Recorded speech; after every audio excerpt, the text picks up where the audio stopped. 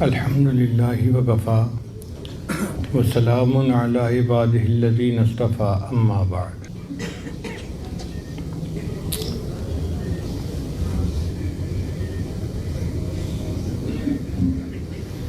جو بچہ پیدا ہوتا ہے تو وہ اپنی زندگی میں بہت کچھ سیکھتا ہے۔ اس کے دو طریقے ہیں، ایک تو ماں باپ اس کو سکھائیں تو وہ صحیح چیز کو جلدی سیکھ لے گا اور اسے غلطیاں نہیں کرنی پڑیں گی، اور دوسرا طریقہ یہ ہے کہ وہ غلطیاں کرے اور پھر ٹھوکر کھا کے سیکھے کہ مجھے یہ کرنا ہے، یہ نہیں کرنا۔ دین اسلام نے بچوں کی تربیت ماں باپ کے ذمہ ڈالی، اس لیے ماں باپ کو مربی کہتے ہیں کہ باپ مربی ہوتا ہے، ماں مربیہ ہوتی ہے۔ عربی زبان کا لفظ ہے رب، اس کا معنی ہوتا ہے کہ کسی چیز کو درجہ بدرجہ تکمیل تک پہنچانا۔ ایک پودا لگایا جاتا ہے نا تو مالی اس کا مربی ہوتا ہے، وہ اس کو پانی دیتا ہے، خوراک دیتا ہے، اس کو ایک لکڑی کے ساتھ باندھ کے سیدھا رکھتا ہے تو یہ درخت بڑا ہو کے خوبصورت نظر آتا ہے، پھلدار بن جاتا ہے۔ اسی طرح ماں باپ بچے کے مربی ہوتے ہیں، انہوں نے بچے کو سکھانا ہوتا ہے، سمجھانا ہوتا ہے۔ اب ہمارے ہاں مصیبت یہ ہے کہ ماں خود نہیں سمجھی ہوتی، وہ بچے کو کیا سمجھائے، بس وہ اپنے دماغ سے جو سمجھ میں بات آتی ہے وہ کر لیتی ہے، لیکن قرآن و حدیث کی روشنی میں اسے پتہ نہیں ہوتا کہ مجھے کیا کرنا ہے۔ بہرحال بچے کی ایمانی تربیت، بچے کی نفسیاتی تربیت، بچے کی معاشرتی تربیت، اخلاقی تربیت، تعلیمی تربیت، یہ سب الگ الگ چیپٹر ہیں، اور اس عاجز کی کتاب ہے تربیت اولاد کے سنہری اصول۔ اس میں آپ پڑھیں تو آپ کو ہر چیز صاف سمجھ میں آ جائے گی کہ ہمیں بچے کو ایک اچھا انسان بنانے کے لیے کیا کرنا ہے۔ ایک اصول ذہن میں رکھیں کہ children always copy their parents, بچے ہمیشہ ماں باپ کو کاپی کرتے ہیں۔ اگر ماں باپ خود نماز نہیں پڑھیں گے تو بچے کو جتنا بھی وہ کہیں کہ نماز پڑھو، بچہ کیسے نماز پڑھے گا؟ اگر ماں باپ جھوٹ بول رہے ہیں تو بچہ کیسے سچ بولے گا؟ اس نے تو وہ کرنا ہے جو اس نے ماں باپ کو کرتے ہوئے دیکھا۔ اگر ماں باپ ہی آپس میں ہر بات پہ بحث کر رہے ہیں، جھگڑا کر رہے ہیں، تو بچے کے اندر اتفاق، اتحاد کی صلاحیت کیسے پیدا ہوگی؟ اس لیے ماں باپ کو چاہیے کہ وہ ایک نمونہ بن کر رہیں تاکہ بچے ان کو کاپی کر سکیں۔ ہمارے ایک دوست تھے منگلہ ڈیم کے، وہ چیف انجینئر تھے، وہ اپنے بچے کا واقعہ سنانے لگے کہ 3 سال کا بچہ تھا میرا، تو میری عادت ہے کہ جب فون آتا ہے نا تو میں فون اٹھاتے ہی کہتا ہوں hello chief engineer Mangla speaking, تاکہ تعارف ہو کہ بول کون رہا ہے۔ تو کہنے لگے کہ ایک دن میں نہا کے اپنے غسل خانے سے باہر نکلا تو میں نے دیکھا کہ کمرے میں ٹیلی فون کی گھنٹی بج رہی ہے، اور میرا چھوٹا بچہ جو 3 سال کا تھا وہ بھاگا جا رہا ہے فون کی طرف۔ خیر میں نے اسے دیکھا، اس نے جا کے فون اٹھایا اور فون کو کان سے لگا کے وہ بچہ کہنے لگا hello chief engineer Mangla speaking. اب اس بچے کو کچھ پتہ نہیں تھا کہ اس کا معنی کیا ہے، لیکن اسے اتنا پتہ تھا کہ ابو جب بھی فون اٹھاتے ہیں وہ یہ کہتے ہیں چیف انجینئر منگلہ اسپیکنگ، تو بچے نے بھی اسی کو کاپی کیا۔ تو children always copy their parents. آپ اگر چاہتے ہیں کہ بچہ نمازی بنے تو نماز پڑھ کے دکھانی پڑے گی۔ یہ نہیں ہو سکتا کہ آپ تو نمازیں قضا کریں اور پھر بچہ بڑا نمازی بن جائے۔ ماں باپ تو تلاوت کرتے نظر نہیں آتے اور بچے کو کہتے ہیں کہ بچہ حافظ بن جاؤ۔ پھر بچے کو قرآن مجید کے ساتھ محبت دکھانی پڑے گی، پھر بچے کے دل میں قرآن مجید کی عظمت آئے گی۔ بچوں کی تربیت ایک مستقل کام ہے، اور شریعت نے یہی بات کہی ہے کہ ماں اپنے گھر میں اپنے بچوں کی تربیت کرے تاکہ یہ بچے ایک اچھا انسان بن کر زندگی گزارنے والے بن جائیں۔ ان کے دل میں اللہ کی محبت پیدا کرنا اور ان کو ایمان سکھانا اور دین کی عظمت ان کے دل میں پیدا کرنا، یہ ماں کا کام ہوتا ہے۔ چنانچہ ایک بزرگ گزرے ہیں خواجہ قطب الدین بختیار کاکی رحمۃ اللہ علیہ۔ کاکی ہندی زبان کا لفظ ہے، اس کا معنی ہے روٹی۔ یہ ان کے نام کے ساتھ کیسے لفظ لگ گیا، اس کا عجیب واقعہ ہے کہ میاں بیوی کے درمیان ڈسکشن ہوئی کہ ہمارے ہاں جب بیبی ہوگا تو ہم اس کی تربیت اچھے طریقے سے کریں گے تاکہ بچے کے دل میں اللہ کی محبت پیدا ہو جائے۔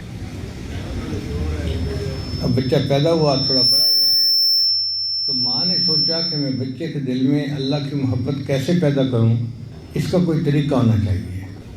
چنانچہ بچہ ایک دن مدرسے اسکول سے واپس آیا اور اس نے آ کر کہا امی مجھے بھوک لگی ہے، کھانا دے دیجیے۔ ماں نے کہا بیٹا کھانا تو ہمیں بھی اللہ دیتے ہیں، آپ کو بھی اللہ تعالیٰ ہی کھانا دیں گے، آپ اللہ سے مانگو۔ بچے نے پوچھا امی میں کیسے مانگوں؟ ماں نے کہا بیٹا وضو کر کے مصلی پہ بیٹھو اور ہاتھ اٹھا کے دعا کرو، اللہ کھانا دے دیں گے۔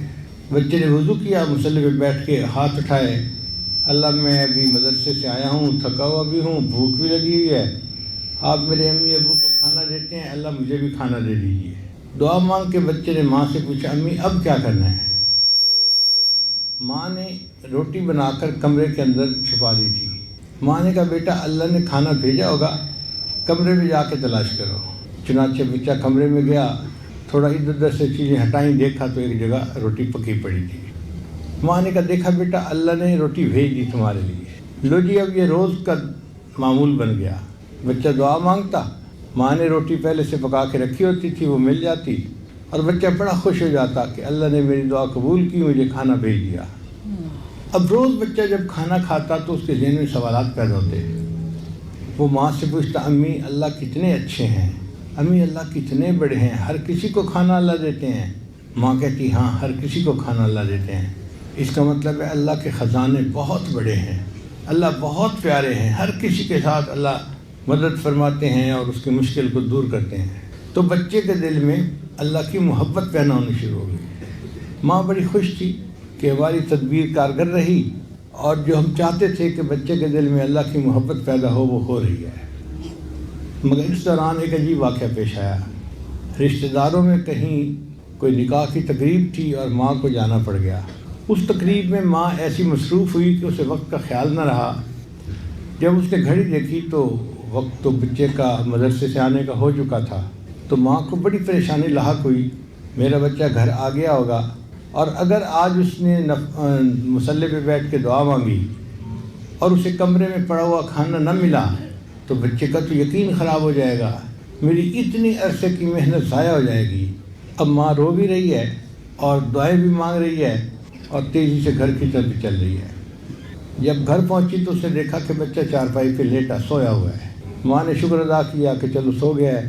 اس نے جلدی سے روٹی پکائی، کمرے میں رکھی، واپس آ کے بچے کو جگایا، بیٹے تو مدرسے سے واپس آ گئے، تمہیں بھوک لگی ہوگی، اٹھو اللہ سے روٹی مانگو اور کھا لو۔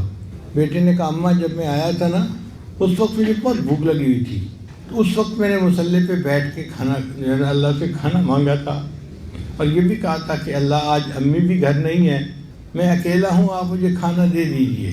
پھر امی میں کمرے میں گیا تو وہاں مجھے ایک روٹی پڑی ہوئی ملی، میں نے وہ روٹی کھائی، جو مزہ آج اس روٹی میں آیا وہ اس سے پہلے کبھی نہیں آیا تھا۔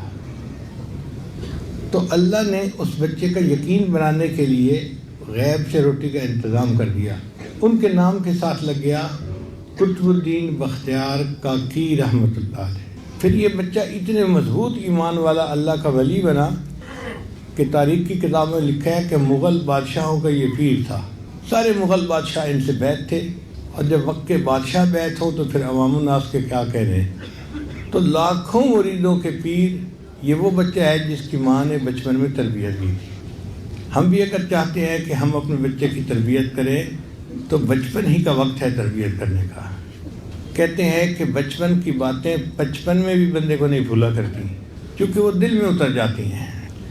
ہم نے بیرون ملک میں ایک بات عجیب دیکھی کہ پاکستانی نوجوان باہر ملک چلے جاتے ہیں، بہت جلدی شراب پینا شروع کر دیتے ہیں، بہت جلدی سور کا گوشت کھانا شروع کر دیتے ہیں، بہت جلدی بدکاری کا ارتکاب شروع کر دیتے ہیں، اس قسم کی برائیاں بہت جلدی اپنا لیتے ہیں۔ مگر وہ جتنے مرضی شرابی کبابی بن جائیں اسلام سے نہیں ہٹتے، اپنے آپ کو کہتے مسلمان ہیں۔ چنانچہ مجھے ایک بندہ ملا امریکہ میں نے پوچھا آپ کا نام کیا ہے؟ کہنے لگا میرا نام مو ہے۔ اب میں حیران کہ بھئی مو نام کیا ہے؟ تو پتہ چلا کہ ماں باپ نے نام محمد رکھا تھا، یہ چونکہ اب شرابی کبابی بن گیا یہاں آ کے، تو اسے اچھا نہیں لگتا تھا کہ مجھے شراب خانے میں کوئی محمد کے نام سے پکارے، تو اس نے لوگوں کو کہا جی میرا نام مو ہے۔ اب اس قدر غافل بندہ جو اپنا نام بھی مو کہلواتا ہے اور الٹے سیدھے کاموں میں لگا ہوا ہے، ایمان اس کے بھی دل میں ہے۔ میں نے اس سے بات چیت کی تو مجھے محسوس ہوا کہ ایمان تو اللہ پہ بڑا پکا ہے، ذرا ہٹنے کو تیار نہیں۔ تو پھر اندازہ ہوا کہ باقی عادتیں اس نے بڑے ہو کے سیکھی تھیں، شراب نہیں پینا، بدکاری نہیں کرنا، سور کا گوشت نہیں کھانا، جو اس نے خود سیکھی تھی اس نے آرام سے چھوڑ دی۔ اور جو بات بچپن میں ماں نے سکھائی تھی کہ بیٹا اللہ ہے جس نے کائنات کو پیدا کیا، جس نے دین کو بھیجا، یہ چونکہ بچپن میں ماں نے سکھائی تھی، یہ اتنی ڈیپ روٹیڈ تھی کہ بچہ اس کو چھوڑنے کے لیے تیار نہیں تھا۔ چنانچہ ایک اور امریکن نوجوان تھا، اس کا عجیب و غریب واقعہ ہے کہ دفتر میں کام کرتا تھا تو اس کو دفتر کی ایک امریکن لڑکی پسند آ گئی۔ وہ بیچارہ اس کے عشق میں گرفتار ہو گیا۔ اب وہ چاہتا تھا کہ میری اس کے ساتھ شادی ہو جائے، مگر وہ انگریز لڑکی مانتی نہیں تھی۔ وقت گزرنے کے ساتھ ساتھ اس کی حالت اتنی عجیب ہوئی کہ اس کو یوں لگتا تھا کہ بس پوری دنیا میں اگر کوئی میرا مقصد ہے تو میں نے اس لڑکی سے شادی کر کے رہنا ہے۔ اس نے اس سے بات کی کہ تو جو شرط لگائے گی میں قبول کروں گا، شادی میں نے تجھ سے کرنی ہے۔ لڑکی نے اپنے والدین سے بات کی۔ لڑکی کے والد نے کہا کہ ٹھیک ہے، ہم تمہاری شادی کر دیں گے، مگر چند باتیں اس سے ہم منائیں گے۔ کون سی باتیں؟ پہلی بات یہ کہ شادی کے بعد یہ واپس اپنے ملک پاکستان کبھی نہیں جائے گا۔ لڑکا مان گیا۔ تم اپنے والدین سے کبھی رابطہ نہیں کرو گے، یہ بھی مان گیا۔ تمہارے جتنے مسلمان دوست ہیں تم ان سب سے بے تعلقی اختیار کر لو گے۔ لڑکا اس بات کو بھی مان گیا۔ پھر جس ایریے میں تم رہتے ہو وہاں اپنا گھر چھوڑ کے، جہاں لڑکی کے ماں باپ کا گھر ہے جو عیسائیوں کی آبادی تھی، وہاں تم اپنا گھر لو گے۔ لڑکا یہ بھی مان گیا۔ پھر ان کا کہ اچھا ہم جب کھانے کے لیے جائیں گے تو جو کچھ ہم کھائیں گے وہ تمہیں بھی کھانا پڑے گا، جو ہم پئیں گے تمہیں بھی پینا پڑے گا۔ لڑکا یہ شرطیں بھی مان گیا۔ پھر انہوں نے ایک شرط آخری لگائی، ہم ہفتے میں ایک دفعہ چرچ جاتے ہیں سنڈے کے دن، ہمارے ساتھ تم سنڈے کے دن چرچ میں جایا کرو گے۔ لڑکا یہ بات بھی مان گیا۔ پاگل ہوا ہوتا ہے نا، جیسے وہ لڑکا پاگل ہوا تھا۔ تو بہرحال لڑکی کے ماں باپ نے اجازت دے دی اور اس کی امریکن لڑکی سے شادی ہو گئی۔ شادی ہوتے ہی اس نے اپنا گھر بدلا اور اچانک غائب ہو گیا۔ نہ دوستوں کو پتا، نہ گھر والوں کو پتا کہ کہاں غائب ہو گیا ہے۔ بہت عرصہ گزر گیا، سمجھ ہی نہیں لگتی تھی۔ اللہ کی شان دیکھیں کہ 2 سال اس طرح یہ لڑکا غائب رہا۔ 2 سال کے بعد ایک دن امام صاحب مسجد میں فجر کی نماز کے لیے آئے تو انہوں نے دیکھا کہ یہ لڑکا بھی مسجد میں داخل ہوا اور اس نے فجر کی نماز پڑھی۔ پھر امام صاحب سے بات ہوئی تو امام صاحب نے کہا بھائی کہاں غائب ہو گئے، 2 سال سے آپ کو دیکھا ہی نہیں، آج آپ اچانک برآمد ہو گئے ہیں کہیں سے۔ کہنے لگا جی میں مسجد کی بجائے کمرے میں بیٹھ کے سٹوری سناؤں گا۔ امام صاحب مسجد کے کمرے میں لے آئے۔ اس نے کہا جی کہ میرے اوپر ایسا غلبہ تھا اس لڑکی کا، عشق کا، کہ میں کہتا تھا کہ جو مرضی ہو جائے مجھے اس لڑکی سے شادی کرنی ہے۔ ان لوگوں نے یہ ساری شرطیں مجھ سے منوائیں اور میں نے مان لی۔ شادی کے بعد میں نے اپنی بیوی کے ساتھ زندگی گزارنی شروع کر دی۔ اب اس کو تو دین سے کوئی غرض نہیں تھی، وہ اس کو ہفتے میں ایک مرتبہ چرچ لے جاتی اور شاپنگ کرتی اور اپنا سیر سپاٹا ادھر ادھر، اس بیچ پہ جا رہے ہیں اس بیچ پہ جا رہے ہیں، وہی کافرانہ زندگی اس کی بھی ہو گئی۔ کہنے لگا کہ 1 سال ہم نے اسی طرح گزار لیا۔ 1 سال کے بعد ایک دن بیوی نے گھر کی صفائی کی تو میرے گھر میں ایک کتابوں کا ریک بنا ہوا تھا جس میں کتابیں پڑی ہوئی تھیں۔ ان میں ایک قرآن مجید بھی رکھا ہوا تھا جس پر سبز رنگ کی جلد چڑھی ہوئی تھی۔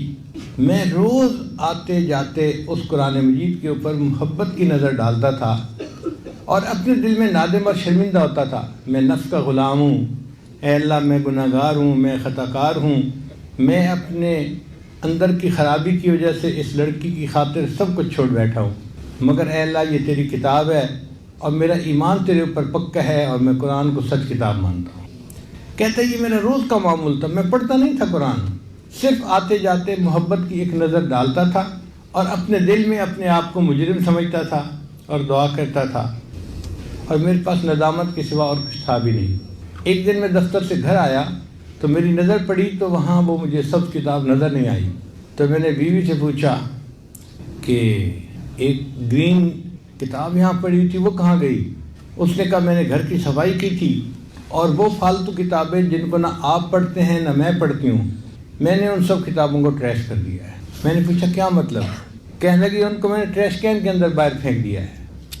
کہتے یہ سنتے ہی تو میرے جسم میں ایک کرنٹ سا دوڑ گیا، اللہ کی کتاب اور اس کو اس نے ٹریش کین کے اندر پھینک دیا۔ میں بھاگا ہوا گیا اور میں ٹریش کین سے قرآن مجید اٹھا کے لایا اور اسے چوما اور اسے واپس آ کر رکھا۔ اب میری بیوی ضد کر کے بیٹھ گئی، تم اس کتاب سے محبت کا کیوں اظہار کر رہے ہو؟ میں نے کہا یہ قرآن مجید اللہ کا کلام ہے۔ کہنے لگی اچھا ابھی تمہارے اندر مسلمانی کچھ باقی ہے؟ میں نے کہا ہاں، شادی تمہارے ساتھ کی ہے، اپنا ایمان تو میں نے تمہیں نہیں بیچا۔ وہ کہنے لگی اچھا یا قرآن کو اس گھر میں رکھو یا پھر مجھے اس گھر میں رکھو۔ میں نے اسے بہت سمجھایا کہ دیکھو یہ میرا پرسنل معاملہ ہے، تو اس پہ انٹرفیئر نہ کر، ہم اچھا زندگی گزار رہے ہیں۔ لڑکی کو پتہ تھا کہ میں اس کی کمزوری ہوں۔ کہنے لگا کہ اس نے بریف کیس بنایا، کہنے لگی کہ میں اب گھر جا رہی ہوں، والدین کو جا کے بتاتی ہوں کہ تمہارے اندر ابھی بھی اسلام باقی ہے، تم مسلمان ہو۔ تو وہ تو اپنے ماں باپ کو بتانے چلی گئی اور میں پھر اس کو چھوڑ کے مسجد میں آ گیا، اپنے رب کو منانے کے لیے آ گیا۔ اور جو قرآن مجید کی تھوڑی سی محبت اس بچے کے دل میں تھی، اس کی وجہ سے اللہ نے اس کا ایمان بچا لیا۔ پھر اس نے اپنی بیوی کو طلاق دے دی اور اسلامی زندگی کو دوبارہ اپنا لیا اور ایک اچھا مسلمان بن کے زندگی گزارنے لگ گیا۔ تو بچپن میں جو باتیں سیکھی ہوتی ہیں نا، وہ پھر بچپن میں بھی نہیں بھولا کرتی، ڈیپ روٹیڈ ہوتی ہیں۔ اس لیے بچپن میں بچے کی تربیت کرنا انتہائی ضروری کام ہے۔ ہمارے ایک قریبی عالم تھے، وہ ایک مرتبہ انڈیا گئے، وہاں ایک بڑے عالم تھے ان کے گھر میں۔ ان عالم کے ایک بڑے بیٹے تھے جس کی عمر تقریباً 8-9 سال کی تھی۔ انہوں نے اس بچے کے ذمہ لگا دیا کہ بیٹا یہ مہمان ہے اور آپ نے ان کی مہمان نوازی کرنی ہے۔ وہ لڑکا اتنا سمجھدار تھا، وقت پہ ناشتہ لے آتا، وقت پہ کھانا لگاتا، پانی لے آتا، ہر چیز تیار۔ یہ نہا کے نکلتے تو ان کے لیے کپڑے تیار ہوتے، یہ کھانا کھاتے تو ان کے لیے ان کے جوتے پالش ہوتے۔ یہ بڑے حیران ہوتے کہ یہ بچہ بڑا سمجھدار ہے، ہر کام اپنے وقت پہ کرتا ہے اور اس کو پتہ ہے کہ مہمان نوازی کیسے کی جاتی ہے۔ مگر ایک بات انہوں نے دیکھی کہ وہ بچہ اپنا کام کر کے پھر چلا جاتا تھا، بیکار ان کے پاس بیٹھتا نہیں تھا، وقت نہیں دیتا تھا۔ اب یہ چاہتے تھے کہ مجھے لڑکا بات کا موقع دے تو میں پوچھوں کہ اس کی تربیت والدین نے کیسے کی ہے، مگر بچہ آتا، چیز رکھتا اور چلا جاتا۔ ایک دن جب اس نے آ کے کھانا رکھا تو بچہ واپس جا رہا تھا۔ وہ کہتے ہیں کہ میں نے جلدی میں اس بچے سے کویسچن کیا، بیٹا بتاؤ تم سب سے بڑے ہو؟ تو جیسے ہی میں نے اس سے کویسچن پوچھا نا، بچہ بتاؤ تم سب سے بڑے ہو، تو بچہ میری یہ بات سن کے کھڑا ہو گیا اور شرما کے دیوار کے ساتھ لگا اور مجھے کہنے لگا کہ انکل سچی بات تو یہ ہے اللہ سب سے بڑے ہیں، ہاں بہن بھائیوں میں میری مرزیادہ ہے۔ آپ دیکھیں ماں باپ نے کیسی تربیت کی تھی کہ بچے نے اتنی چھوٹی سی بات کو بھی جو ہے نا وہ نوٹ کر لیا کہ انکل سچی بات تو یہ ہے اللہ سب سے بڑے ہیں، ہاں بہن بھائیوں میں میری مرزیادہ ہے۔ تو بچے کی تربیت کی جائے تو بچے کی شخصیت پھر اس کے حساب سے بنتی ہے۔ اب اس بارے میں 12 اصول ہیں، آج میں آپ کے سامنے ان کے بارے میں کچھ عرض کر دوں گا۔ پہلا اصول تو یہ کہ بچوں کے لیے دعائیں کرنا، چونکہ ماں باپ کی دعائیں بچوں کے حق میں اللہ اس طرح قبول کرتے ہیں جس طرح اپنے اولیاء کی دعاؤں کو قبول کیا جاتا ہے۔ تو ماں جیسی بھی ہو بچوں کے لیے دعا کرتی رہے۔ مجھے آج بھی یاد ہے کہ بہت چھوٹی عمر تھی میری، 2 سال 3 سال کی عمر ہوگی۔ یہ وہ وقت تھا جب میں اپنی والدہ کے ساتھ بستر پہ اکٹھا سوتا تھا۔ تو کئی مرتبہ رات کو میری آنکھ کھلتی تو میں دیکھتا کہ والدہ بستر پہ نہیں ہے، تو میں اٹھ کے بیٹھ جاتا تھا۔ جب میں اٹھ کے بیٹھ جاتا تو مجھے اکثر یہ دیکھنے کو ملتا کہ والدہ نے بستر کے سرہانے کی طرف مصلی بچھایا ہوتا تھا اور نفل نماز پڑھ رہی ہوتی، تہجد کی نماز پڑھی ہوتی تھی۔ پھر میری والدہ کی عادت تھی کہ وہ آخر پر اونچی آواز سے دعا مانگتی تھی، جہر سے دعا مانگتی تھیں، اور دعا میں وہ بڑے بھائی سے دعائیں کرنی شروع کرتی تھیں اور نام لے لے کے ہر بھائی اور بہن کے لیے دعا کرتی رہتی تھیں، اور میں سب دعائیں سنتا رہتا تھا۔ مجھے اس زمانے میں اتنی سمجھ نہیں تھی کہ یہ دعائیں ہیں کیا، اس کو نیک بنا دے، اس کو یہ کر دے، اس کو وہ کر دے، مجھے نہیں پتا تھا کیا امی مانگ رہی ہے۔ میں تو صرف نام سنتا تھا سب کے اور انتظار کرتا تھا کہ میرا نام امی کب لے گی۔ جب آخر پہ چونکہ میں بہن بھائیوں میں سب سے چھوٹا تھا، جب امی میرا نام لے کر دعا کرتی تھی تو میں سکون سے پھر بستر پہ سو جاتا تھا۔ یہ والدہ کی تہجد کی وہ دعائیں ہیں کہ جن کی وجہ سے اللہ نے میرے اوپر رحمت فرمائی، میری جہالت پہ پردے ڈال دیے اور اللہ تعالیٰ نے دنیا میں مجھے عزتوں سے نوازا۔ تو اپنے بچے کے لیے دعا کرنا یہ سب سے پہلا عمل ہے۔ 3 لڑکے تھے جو نبی علیہ الصلوۃ والسلام کی خدمت کرتے تھے، اور تینوں کا نام عبداللہ تھا۔ حدیث پاک میں آتا ہے کہ نبی علیہ السلام ان کے نام لے کر تہجد میں دعا کیا کرتے تھے۔ اللہ تعالیٰ نے نبی علیہ السلام کی دعاؤں کو ایسا قبول کیا کہ تینوں بچے اپنے اپنے فن میں امام بنے۔ عبداللہ ابن عباس عنہ امام المفسرین بنے، عبداللہ ابن عمر عنہ امام المحدثین بنے، اور عبداللہ ابن مسعود رضی اللہ تعالیٰ عنہ امام الفقہاء بنے۔ تو ہم بھی اپنی نمازوں میں، تہجد میں، مختلف اوقات میں اپنے بچوں کے لیے دعا کریں، یہ سب سے پہلا عمل ہے۔ ایک صحابیہ تھی ام سلیم رضی اللہ تعالیٰ عنہ، ان کا بیٹا تھا انس۔ تو ایک مرتبہ وہ اپنے بیٹے کو لے کے نبی السلام کی خدمت میں حاضر ہوئیں۔ انس عنہ کی عمر تھی 10 سال کی، اور عرض کیا، اے اللہ کے حبیب صلی اللہ علیہ وسلم، میں نے اپنا یہ بیٹا آپ کی خدمت کے لیے وقف کر دیا ہے، اس کو قبول کر لیجئے۔ چنانچہ وہ انس رضی اللہ تعالیٰ عنہ کہتے ہیں کہ میں 10 سال نبی علیہ السلام کی خدمت میں رہا، اور نبی علیہ السلام میرے لیے دعا کیا کرتے تھے، اے اللہ اس کے رزق میں اور اس کی اولاد میں برکت عطا فرما۔ فرماتے ہیں کہ نبی علیہ السلام کی دعا مجھے ایسی لگی کہ اللہ نے میرے رزق میں برکت پیدا فرما دی۔ میرا ایک باغ تھا، لوگوں کا باغ سال میں 1 مرتبہ پھل دیا کرتا تھا، اور میرا باغ سال میں 2 مرتبہ پھل دیا کرتا تھا، اور اولاد میں اللہ نے اتنی برکت دی کہ میں نے اپنے بیٹے بیٹیاں، پوتے، نواسیاں، نواسے 100 سے زیادہ اپنی آنکھوں سے دیکھے۔ اتنی اللہ نے اولاد میں برکت عطا فرمائی۔ اور فرماتے ہیں کہ مال میں اللہ نے اتنی برکت عطا فرمائی کہ میں سونے کی اینٹوں کو لکڑی کاٹنے والے کلہاڑے سے توڑا کرتا تھا۔ اب آپ بتائیے کہ لکڑی کاٹنے والے کلہاڑے سے جو توڑا جاتا ہے تو وہ کوئی 2-4 تولے کی بات تو ہے نہیں نا، وہ پھر اینٹیں ہی ہوگی۔ اتنا اللہ نے مال دیا، اتنا اللہ نے رزق عطا فرما دیا، اتنی اولاد عطا فرما دی۔ تو اولاد کے لیے دعائیں کرنا یہ سب سے پہلا اصول ہے کہ اللہ ان کو نیک بنا دے، ان کو معاشرے کا اچھا فرد بنا دے، ان کو اپنے دین کا خادم بنا دے۔ اے اللہ ان کو محبوب صلی اللہ علیہ وسلم کا غلام، سچا غلام بنا دے۔ اللہ ان کو وقت کا ولی بنا دے۔ جو اولاد کے لیے دعائیں ماں باپ مانگیں گے اللہ تعالیٰ اس کو قبول فرمائیں گے۔ یہ والدین کی دعائیں اللہ کے یہاں اس طرح قبول ہوتی ہیں کہ بخاری شریف لوگ پڑھتے ہیں، امام بخاری رحمۃ اللہ بچپن میں نابینا ہو گئے تھے، آنکھوں کی بینائی چلی گئی تھی، کچھ نظر نہیں آتا تھا۔ ان کی والدہ نے ان کے لیے رو رو کے اللہ سے دعا مانگی، اللہ نے امام بخاری کو دوبارہ بینائی عطا فرما دی، اور اتنے بڑے وہ محدث بن گئے۔ تو ماں کی دعا جنت کی ہوا، اس میں کوئی شک نہیں ہے۔ اس لیے ماں باپ اپنی اولاد کے لیے دعائیں کریں۔ تربیت اولاد کا پہلا اصول یہی ہے۔ اور دوسرا اصول کہ بچے کے ساتھ نرمی کا معاملہ کریں، سختی نہ کریں۔ بچوں کی طبیعت میں خود بھی نرمی ہوتی ہے، اور بچے نرمی سے زیادہ سیکھتے ہیں بنسبت گرمی کے۔ آج ہمارے ماحول معاشرے کی سب سے بڑی جو ہے نا وہ کوتاہی یہی ہے کہ بس صرف ڈانٹ ڈپٹ ہمیں آتی ہے۔ باپ کو تو بس 2 لفظ بولتا ہے اور تیسری مرتبہ اس کا تھپڑ لگ رہا ہوتا ہے، اور کوئی بات ہی نہیں ہوتی۔ اور ماں بھی ہر وقت چیختی چلاتی رہتی ہے، شاؤٹ کرتی رہتی ہے، یہ نہ کرو، وہ نہ کرو، تمہیں سمجھایا نہیں، یہ نہیں، وہ نہیں، فلاں نہیں۔ بچے کو پیار سے سمجھانا چاہیے، وہ جلدی سمجھتا ہے۔ مار نہیں، پیار، یہ بچے کی اولاد، یہ بچے کی تربیت کے لیے دوسرا اصول ہے۔ حدیث مبارکہ میں آتا ہے، نبی السلام نے ارشاد فرمایا، اللہ تعالیٰ نرمی کو پسند فرماتے ہیں، اللہ تعالیٰ نرمی کو پسند فرماتے ہیں، اور نرمی پر وہ رحمتیں نازل فرماتے ہیں جو سختی کے اوپر نازل نہیں فرماتے۔ تو اس لیے بچوں کے ساتھ ہمیشہ نرم رویہ۔ نبی علیہ الصلوۃ والسلام حضرت انس عنہ کے ساتھ اتنا محبت کا رویہ رکھتے تھے کہ انس عنہ روایت کرتے ہیں کہ میں 10 سال نبی علیہ السلام کی خدمت میں رہا، 10 سال میں نبی علیہ السلام نے نہ مجھے کبھی جھڑکا، نہ گالی دی، نہ مجھے کبھی مارا، نہ لوگوں کے سامنے کبھی مجھے رسوا کیا۔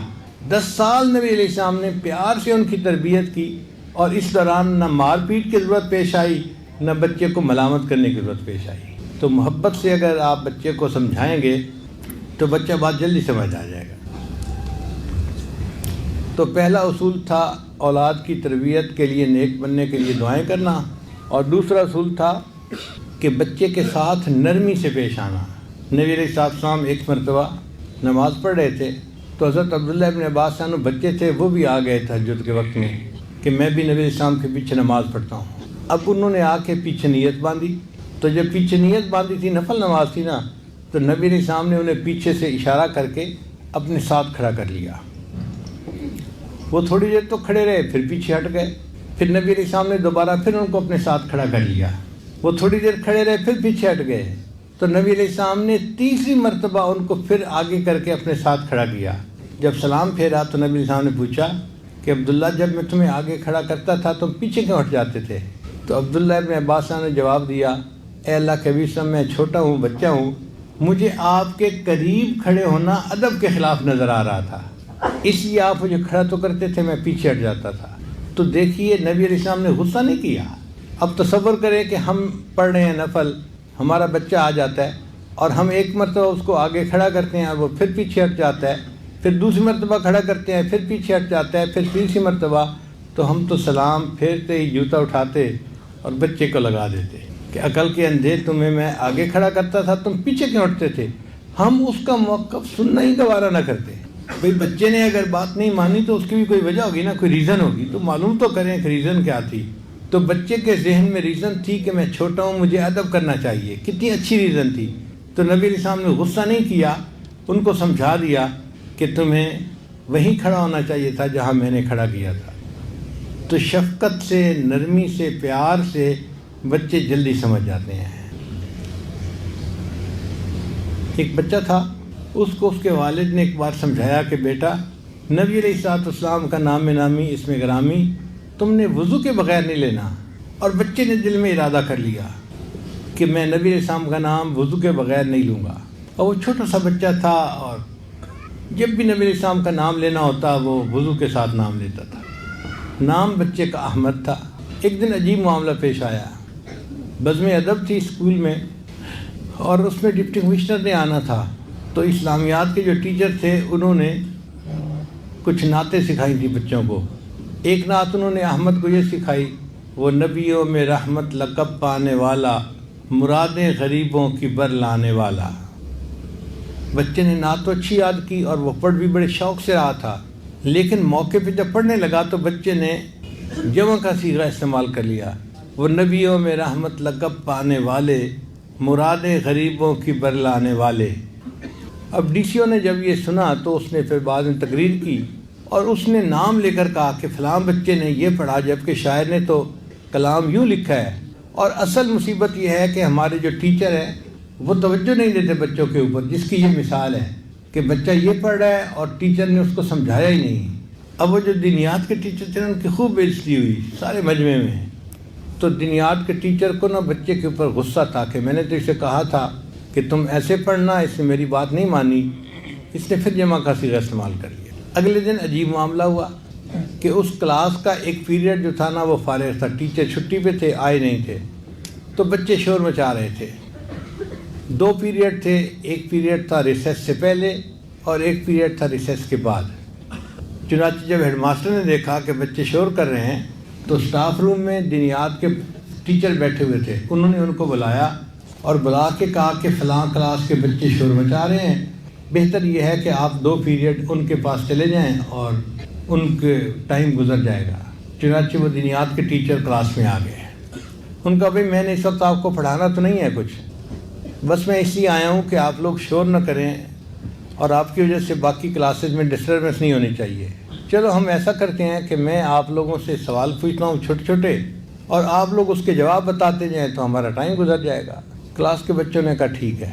چنانچہ استاد صاحب جو تھے دینیات کے وہ چھوٹے چھوٹے کوشچن پوچھتے، فلاں کیا ہے، فلاں کیا ہے، فلاں کیا ہے، اچھا تم بتاؤ تم بتاؤ تم بتاؤ۔ ایک موقع پہ انہوں نے احمد سے کہا کہ احمد یہ بتاؤ ہمارے پیغمبر اسلام کا نام کیا ہے۔ احمد کھڑا تو ہو گیا، نام نہیں بتایا۔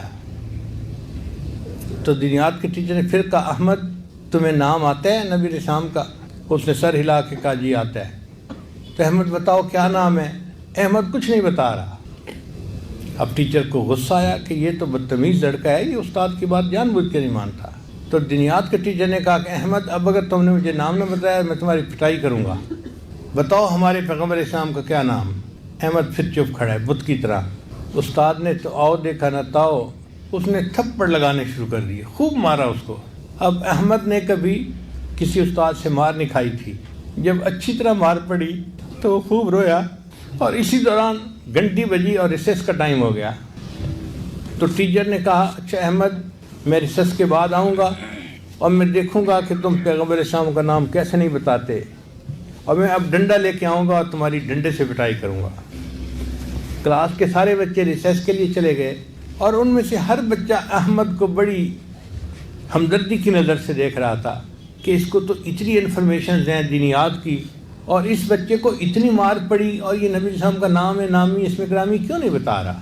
جب سب بچے چلے گئے تو احمد بھی اٹھا اور باہر جا کر اس نے اپنا چہرہ دھویا، ہاتھ دھوئے، اور واپس آ کے اپنے جگہ کے اوپر بیٹھ گیا۔ جب ریسیس ختم ہوئی تو دینیات کے ٹیچر پھر آئے، اور انہوں نے آتے ہی احمد کو کھڑا کیا اور کہا کہ بتاؤ نبی اسلام کا کیا نام۔ احمد نے بتا دیا کہ ہمارے پیغمبر اسلام کا نام محمد صلی اللہ علیہ وسلم۔ اب دینیات کے ٹیچر کو حیرت ہوئی کہ اس نے اتنی مار کھائی اور پہلے نہیں بتایا، اور اب آرام سے اٹھ کے نام بتا دیا ہے۔ تو اب انہوں نے ذرا محبت سے قریب آ کے احمد کے سر پہ ہاتھ رکھا اور پھر پوچھا کہ احمد پیارے بچے بتاؤ تم نے پہلے نام کیوں نہیں بتایا تھا۔ تو جب انہوں نے شفقت سے پوچھا تو اس وقت احمد نے بتایا کہ سر مجھے نام تو پہلے بھی آتا تھا، لیکن اس وقت میرا وضو نہیں تھا، اور میں نے اپنے والد سے یہ سنا تھا کہ نبی علیہ السلام کا نام وضو کے بغیر نہیں لینا۔ میں نے مار تو کھا لی، میں نے نام نہیں لیا۔ اب ریسیس میں میں جا کر وضو کر کے آیا ہوں، آپ نے پوچھا ہے، میں نے آپ کو نام بتا دیا ہے۔ تو دیکھیں ماں باپ اگر بچے کو کوئی بات کرتے ہیں تو وہ بات اس طرح بچے کے دل میں اتر جاتی ہے۔ تو اولاد کی تربیت کے لیے پہلا اصول ان کے لیے دعائیں کرنا، اور دوسرا اصول ان کو پیار سے بات سمجھانا۔ ہم دو لفظ میں بات کر دیتے ہیں، بچہ پوری طرح سمجھتا بھی نہیں، اور پھر ہم توقع کرتے ہیں کہ بچہ وہ بات کر کے ہمیں دکھائے گا۔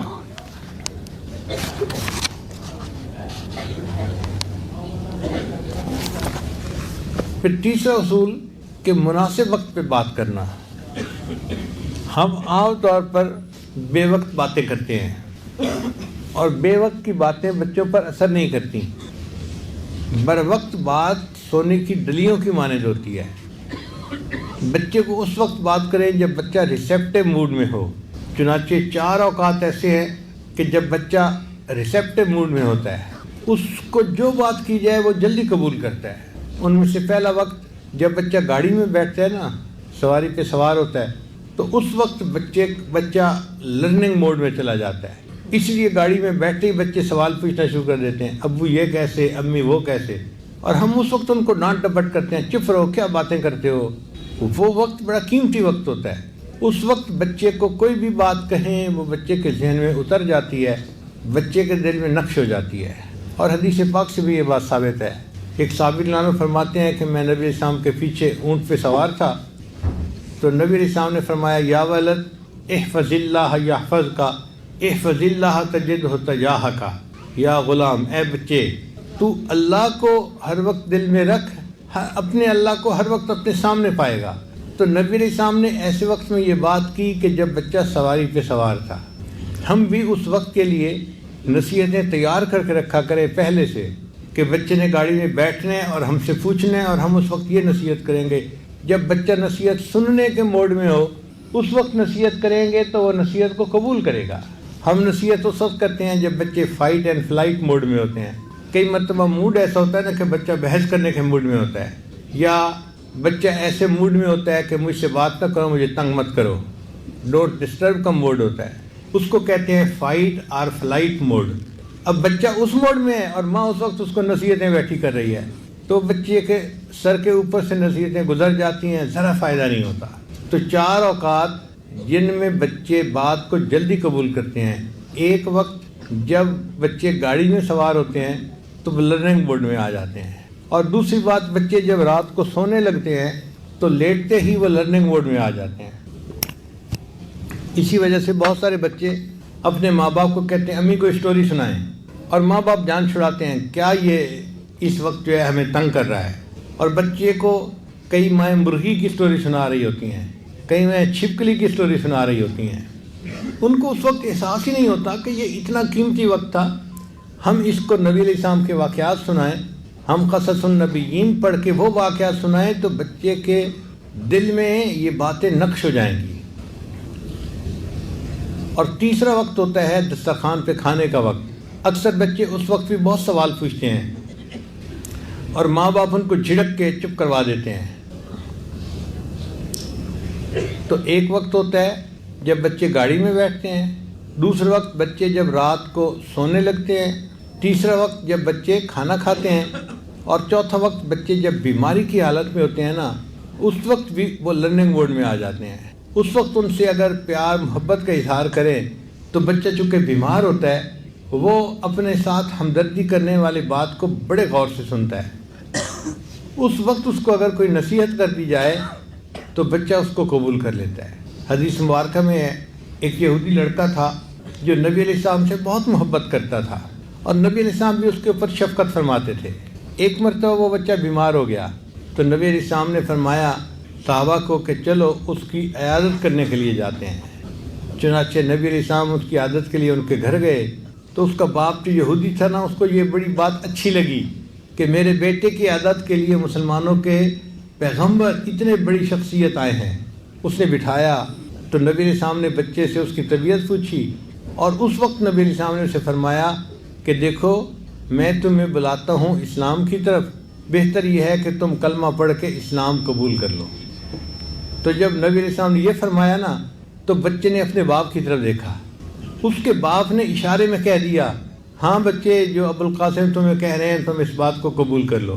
تو جیسے ہی باپ نے اشارہ کیا بچے نے اونچی آواز سے کلمہ پڑھا اور بچہ مسلمان ہو گیا. تو بیماری کے وقت میں بچہ ریسیپٹیو موڈ میں ہوتا ہے. اس وقت اس کو واقعات سنائے جائیں، باتیں کہی جائیں تو وہ جلدی اثر قبول کرتا ہے. تو مناسب وقت پہ بات کرنا یہ بھی انتہائی ضروری ہے. پھر چوتھا اصول کہ بچے کی ذہنی سطح کے مطابق بات کریں. کئی مرتبہ ہم بات کرتے ہیں جو بچے کی ذہنی سطح سے اوپر کی ہوتی ہے تو بچے کے کچھ سمجھ میں نہیں آتا کہ ہو کیا رہا ہے. نبی صاحب نے شاید فرمایا کلم الناس علی قدر عقولہم، تم لوگوں سے ان کی ذہنی سطح کے مطابق بات کیا کرو.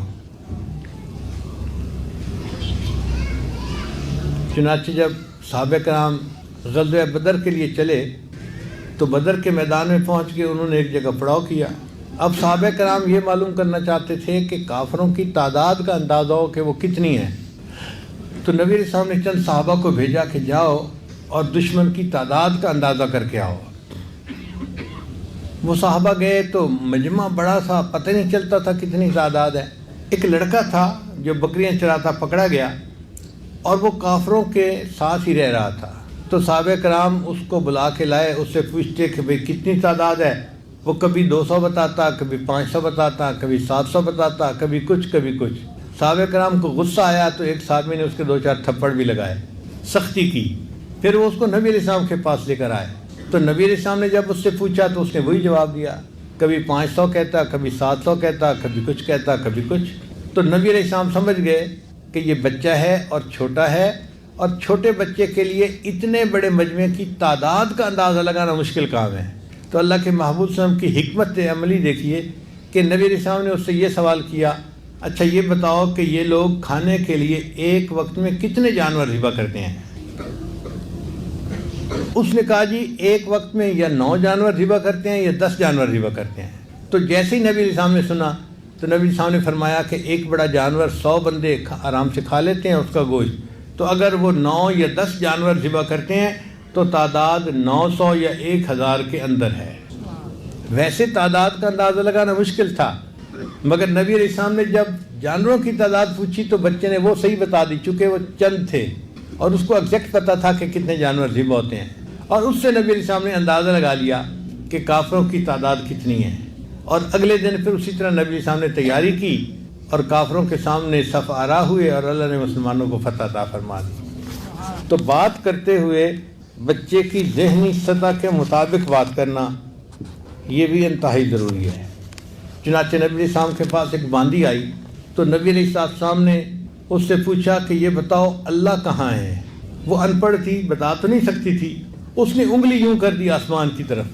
تو جب اس نے اپنی انگلی آسمان کی طرف کر دی تو نبی علیہ السلام نے فرمایا کہ یہ مسلمان ہو گئی، اس نے آسمانوں کی طرف اشارہ کیا ہے کہ اللہ آسمانوں پہ ہے.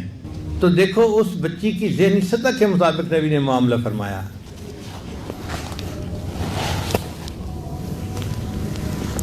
ایک مرتبہ ایک حبشن لڑکی تھی، اس نے کپڑے بڑے خوبصورت پہنے ہوئے تھے. وہ نبی علیہ السلام کے سامنے آئی تو نبی علیہ السلام نے اس کو سلام لیا اور پھر فرمایا کہ تیرے کپڑے بڑے ثنا ہیں. حبشی زبان میں ثنا کہتے ہیں خوبصورت کو. تو نبی علیہ السلام نے حبشہ کی زبان میں گفتگو فرمائی، یعنی حبشہ کی زبان کا لفظ استعمال فرمایا. وہ بچی اس لفظ کو سن کے اتنی خوش ہوئی کہ وہ واپس اپنے والدین کے پاس گئی اور اس نے جا کے یہ واقعہ سنایا. تو اللہ کے محبوب صلی اللہ علیہ وسلم نے حبشہ کی زبان کا لفظ استعمال کر کے بتا دیا کہ بات بچے کو ایسی کرو کہ اس کی ذہنی سطح کے مطابق ہو، بچہ اس کو سمجھ سکے اور اس پر ریسپونڈ کر سکے.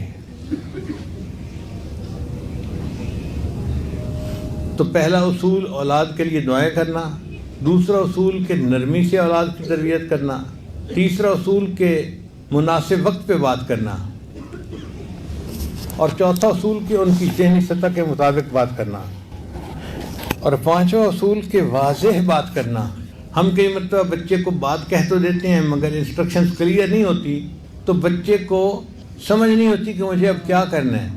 وہ کنفیوز ہی رہتا ہے کہ میں نے یہ کرنا ہے یا یہ کرنا ہے.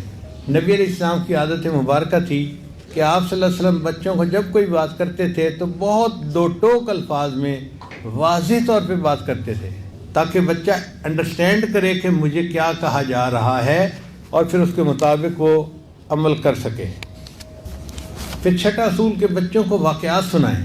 مثلا آپ بچے کو حافظ بنانا چاہتے ہیں تو صرف اتنا کہہ دینا کہ بچے حافظ بن جاؤ کافی نہیں ہے.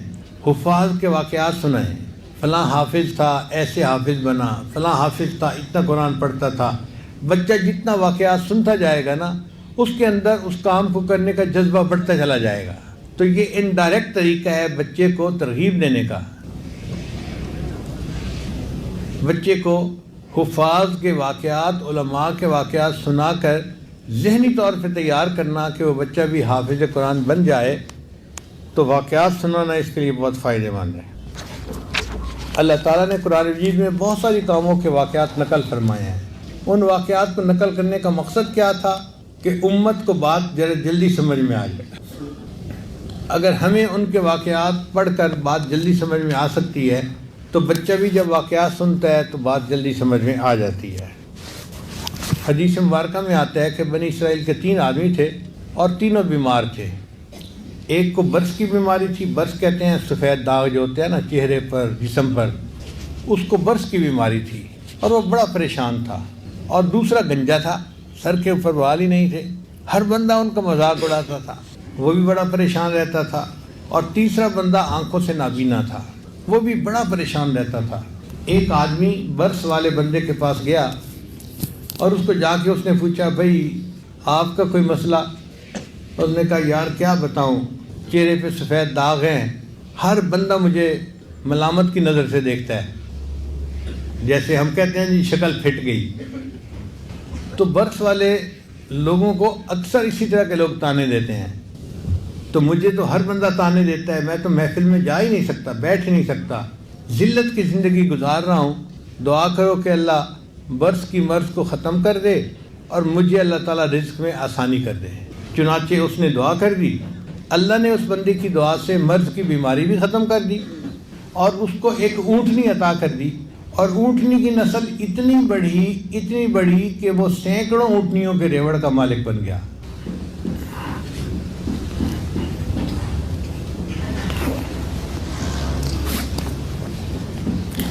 پھر وہ دوسرے بندے کے پاس گیا، اس سے پوچھا بھائی تمہارا کوئی مسئلہ؟ اس نے کہا یار میں تو فارغ البال آدمی ہوں، سر پہ بال نہیں ہیں، جہاں مجلس میں جا کے بیٹھتا ہوں ہر کوئی میرے گنجے پن کی باتیں کرنی شروع کر دیتا ہے اور میرے پاس رزق کی بھی کمی ہے. اس نے دعا کی، اللہ نے اس کے سر پہ خوبصورت بال بھی عطا کر دیے اور اس کو ایک گائے اللہ نے عطا کی، اس کی نسل اتنی بڑی کہ وہ سینکڑوں گایوں کے ریوڑ کا مالک بن گیا. پھر وہ تیسرے کے پاس گیا، اس سے پوچھا بھائی تمہارا کوئی مسئلہ؟ انہوں نے کہا یار میں تو اندھا ہوں، لوگوں کے لیے تو رات کو اندھیرا ہوتا ہے، میرے لیے تو دن میں بھی اندھیرا، نظر ہی کچھ نہیں آتا، میری کیا زندگی ہے، در در کی ٹھوکریں کھاتا ہوں اور میرے رزق میں بھی بہت کمی ہے، تو آپ دعا کریں کہ اللہ میری پریشانی دور کر دے۔ اس نے دعا مانگی کہ یا اللہ اس کو بینائی عطا فرما دے اور اس کے رزق میں برکتیں عطا فرما دے۔ اللہ نے اس کی بینائی بھی ٹھیک کر دی اور اس کو ایک بکری عطا فرمائی، اور بکری کی نسل اتنی بڑھی کہ وہ سینکڑوں بکریوں کے ریوڑ کا مالک بن گیا۔ حدیث مبارکہ میں آتا ہے کہ یہ تینوں آدمی بنی اسرائیل میں بڑے امیر زندگی گزارنے والے بن گئے، بڑے وقت کے سیٹھ کہلانے لگ گئے۔ پھر ایک بندہ پہلے کے پاس آیا اور پہلے سے آ کے کہا کہ دیکھو آپ کو اللہ نے اتنا رزق دیا ہے، اتنی عزت دی ہے، ایک وقت تھا آپ کے پاس کچھ بھی نہیں تھا، آج اتنا کچھ اللہ نے آپ کو دے دیا، اس اللہ کے نام پہ آپ مجھے بھی کچھ دے دو۔ اس نے کہا بھائی میں تمہارے گھر سے نہیں کچھ لے کے آیا، محنت کی ہے جس کی وجہ سے مجھے یہ سب جو ہے نا وہ ملا ہے، اور تو کیسے کہہ رہا ہے کہ تمہارے پاس کچھ نہیں تھا؟ آج کے بعد اگر یہ بات کی تو دیکھو میں تمہاری زبان کھینچ لوں گا۔ اس نے کہا یار مجھ سے ناراض نہ ہو، بس تم جیسے تھے اللہ تمہیں ویسا کر دے۔ لو جی اس بندے کی برس کی بیماری پھر واپس آ گئی اور اس کے جانوروں میں ایسا وائرس پھیلا، بیماری پھیلی کہ سارے جانور مر گئے، جیسا پہلا تھا ویسا ہی بن گیا۔ پھر یہ بندہ دوسرے کے پاس گیا اور اس سے بھی جا کے یہی سوال کیا کہ میں فقیر ہوں اور اللہ کے نام پہ مانگنے آیا ہوں، تو بھائی اللہ کے نام پہ کچھ دے دو، جس اللہ نے آپ کو سب کچھ دیا۔ ایک وقت تھا آپ کے پاس کچھ بھی نہیں تھا، آج اتنا اللہ نے آپ کو دیا ہے۔ اس کو بھی اس پہ غصہ آ گیا، میں بھی امیر، میرا باپ بھی امیر تھا، میرا دادا بھی امیر تھا، ہم تو جدی پشتی امیر ہیں، نیک ہیں، اچھے لوگ ہیں، تو کیسے کہتا ہے کہ تمہارے پاس کچھ نہیں تھا؟ آج کے بعد تو نے ایسی باتیں کی تو میں تمہیں زندہ نہیں چھوڑوں گا۔ جب اس نے غصہ کیا نا، اس بندے نے کہا اچھا بھائی مجھ پہ غصہ نہ کرو، تم جیسے تھے اللہ تمہیں ویسا ہی کر دے۔ دعا قبول ہوئی، جتنی گائیں تھیں سب مر گئیں اور سر کے جو بال تھے وہ بھی سارے صاف ہو گئے، پھر دوبارہ گنجا بن گیا۔ پھر وہ تیسرے کے پاس گیا اور تیسرے کے پاس جا کر کہا کہ بھائی میں ایک فقیر محتاج ہوں، اللہ کے نام پہ مانگنے آیا ہوں، ایک وقت تھا تمہارے پاس تو کچھ نہیں تھا، اللہ نے تمہیں سب کچھ دیا، تو مجھے بھی اللہ کے نام پہ دے دو۔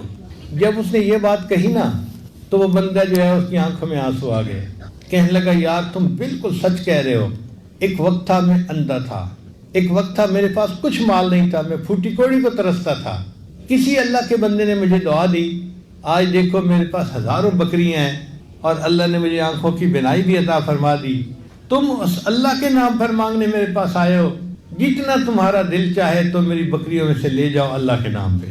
اس بندے نے کہا مبارک ہو، میں اللہ کا فرشتہ ہوں اور اللہ نے 3 بندوں کے پاس مجھے بھیجا تھا، 2 بندے اپنی اوقات بھول گئے، اللہ نے ان سے نعمتوں کو واپس لے لیا، تم نے اپنی اوقات کو یاد رکھا، اللہ تمہیں یہ نعمتیں اور زیادہ عطا فرمائے۔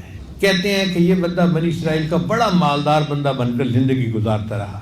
تو انسان واقعات سنائے اور پھر بچے کو بتائے کہ بچے اپنی اوقات کو ہمیشہ یاد رکھنا، تو یہ ہو نہیں سکتا کہ وہ بچہ اپنی اوقات کو بھول کے تکبر کے بولنے والا بن جائے۔ تو بات کریں تو بڑوں کے واقعات سنا کر، احادیث کے واقعات سنا کر پھر بچے کو ایک نتیجہ نکالیں کہ بچے دیکھو یہ کرنا ہے اور یہ نہیں کرنا۔ دیکھو یہ کعب بن مالک لانوں کا واقعہ ہے اور اس سے ثابت ہوتا ہے کہ ہمیں سچ بولنا چاہیے، لہذا بچے تو نے بھی سچ بولنا ہے تو بچہ سچ بولے گا۔ 7واں اصول کہ بچے کو وہ کام کر کے دکھائیں، اس کو کہتے ہیں تجرباتی طریقہ۔ چنانچہ نبی علیہ السلام بعض اوقات صحابہ کرام کو اس طرح بھی بات سمجھایا کرتے تھے۔ ایک حدیث میں آتا ہے کہ نبی علیہ السلام نے ایک لمبی لکیر لگائی، فرمایا کہ یہ سیدھا راستہ ہدایت کا راستہ ہے، اور پھر سائڈ پہ لکیریں لگا کر بتایا کہ یہ راستے گمراہی کے راستے ہیں۔ ایک مرتبہ نبی علیہ السلام ایک درخت کے قریب کھڑے تھے، آپ صلی اللہ علیہ وسلم نے اس کی ٹہنی کو ہلایا تو پت جھڑ کا موسم تھا، خشک پتے تھے، وہ نیچے گر گئے۔ تو نبی علیہ السلام نے صحابی کو کہا کہ دیکھو جب 2 مسلمان بھائی آپس میں ملتے ہیں پیار محبت سے، ان کے گناہ اس طرح جھڑ جاتے ہیں جس طرح پت جھڑ کے موسم میں درختوں کے پتے جھڑ جاتے ہیں۔ تو گویا کر کے دکھایا پریکٹیکلی کہ اس طرح انسان کے گناہ جھڑ جاتے ہیں۔ تو بچوں کو اگر سمجھانا ہو تو اس طرح تجرباتی طریقے سے بات سمجھائی جائے تو بچے جلدی بات سمجھ جاتے ہیں۔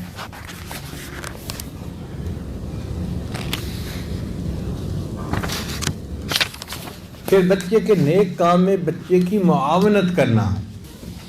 مثلاً اگر بچے کو باپ نے کہا ہے کہ جی نماز پابندی سے پڑھنی ہے، تو ماں کو چاہیے کہ وہ بچے کو اپنے وقت پہ جگائے، وضو کروائے اور مصلی پہ اس کو کھڑا کرے تاکہ بچہ آسانی سے نماز پڑھ سکے۔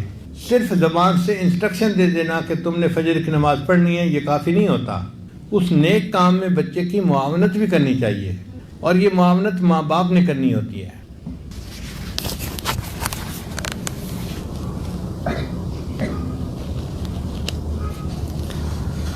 پھر 10واں اصول، ہر عمل میں سنت کا اہتمام کرنا۔ اللہ تعالیٰ نے ہمارے اوپر احسان فرمایا کہ ہمیں نبی علیہ الصلوۃ والسلام کی ایسی شخصیت عطا فرمائی جو زندگی کے ہر موڑ پر، ہر قدم پر ہمارے لیے ایک بہترین نمونہ ہے۔ لَقَدْ كَانَ لَكُمْ فِي رَسُولِ اللَّهِ أُسْوَةٌ حَسَنَةٌ۔ تو کتنا آسان طریقہ ہے کہ کھانا کھانا ہو تو نبی علیہ السلام کی سنت کے مطابق، پانی پینا ہو تو نبی علیہ السلام کی سنت کے مطابق، دیکھنا ہو تو نبی علیہ السلام کی سنت کے مطابق۔ تو بچے کو بچپن سے سنت کا اہتمام سکھائیں تو بچے کے گھٹی میں یہ بات بیٹھ جائے گی کہ میں نے ہر کام کو سنت کے مطابق کرنا ہے۔ مجھے یاد پڑتا ہے کہ محمد سلمت چھوٹا سا بچہ تھا، بہت چھوٹا سا، تو ایک دفعہ رو رہا تھا، تو میں نے اس کو اٹھایا، میں نے پوچھا محمد سلمت کیوں رو رہے ہو؟ تو کہنے لگا اموت و احیا۔ اب مجھے سمجھنے لگی کہ کیا ہے، تو میں نے اس کی امی کو بلایا، میں نے کہا کہ یہ بچہ کیا کہہ رہا ہے؟ کہنے لگی اس کو نیند آ رہی ہے، اور چونکہ سوتے وقت میں اس کو سنت دعا پڑھواتی ہوں اللہم باسمک اموت و احیا، تو اس نے نیند کا نام اموت و احیا رکھا ہوا ہے۔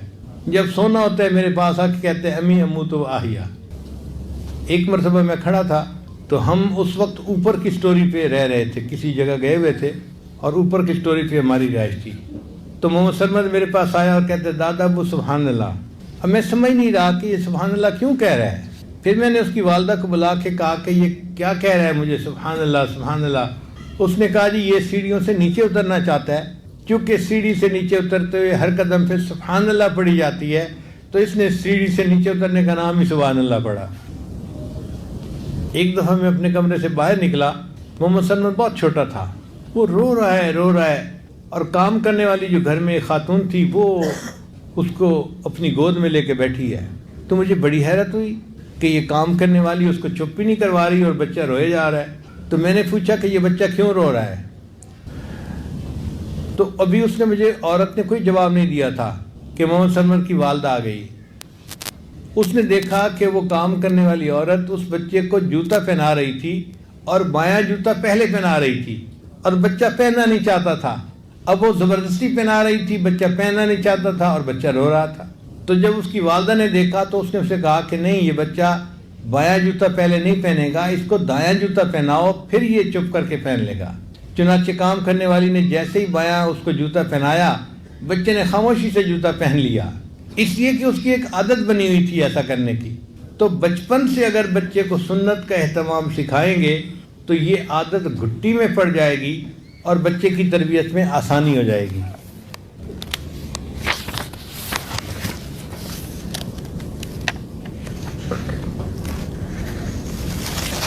پھر تربیت میں یہ بھی بات ذہن میں رکھیں کہ بچے کو کھیل کے وقت میں آپ کھیلنے میں ہیلپ کیا کریں۔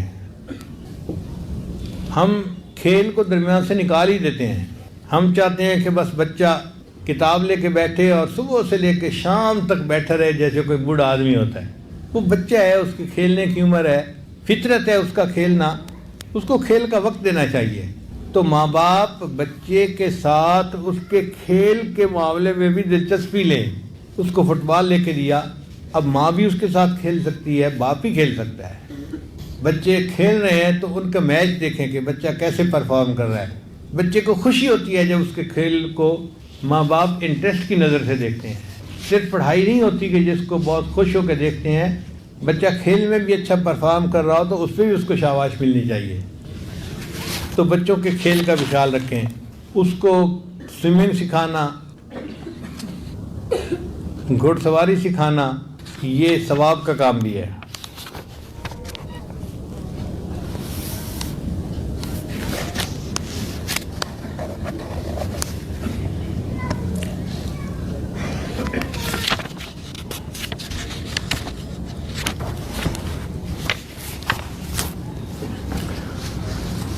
تو یہ 12 اصول تھے کہ جن کو اگر ہم سامنے رکھیں تو اس سے انشاءاللہ اولاد کی تربیت اچھی ہوگی.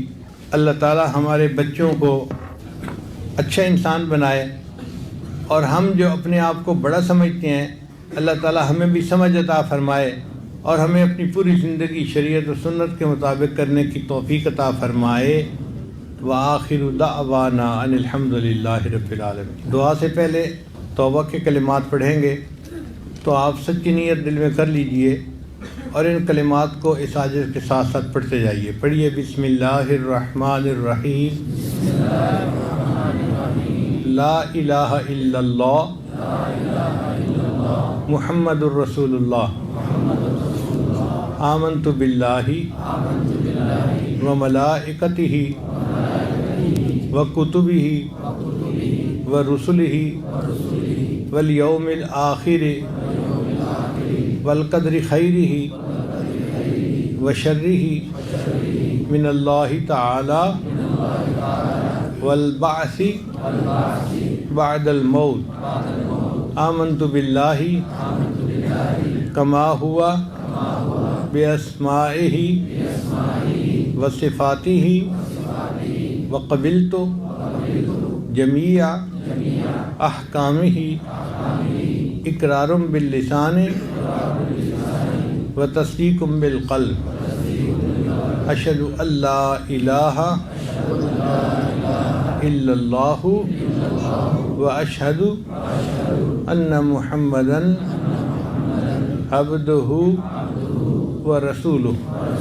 استغفر اللہ ربی من کل ذنب واتوب الیہ برحمتک یا ارحم الراحمین.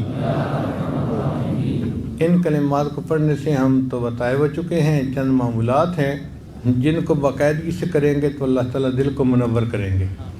پہلا عمل ہے 100 مرتبہ استغفار صبح شام پڑھنا. دوسرا عمل 100 مرتبہ درود شریف صبح شام پڑھنا. تیسرا عمل قرآن مجید کی تلاوت روزانہ کرنا. چوتھا عمل چلتے پھرتے لیٹے بیٹھے ہر وقت دل میں اللہ کو یاد کرنا. اور پانچواں عمل کہ صبح شام 10-15 منٹ مراقبہ کرنا اور یہ محسوس کرنا کہ اللہ کی رحمت آ رہی ہے، دل میں سما رہی ہے، دل کی ظلمت اور سیاہی دور ہو رہی ہے، اور میرا دل اللہ اللہ اللہ اللہ کہہ رہا ہے. انشاءاللہ ان اعمال کو کریں گے تو دل میں اللہ کی محبت آئے گی اور ہمارے لیے نیکی کی زندگی کو اختیار کرنا آسان ہو جائے گا.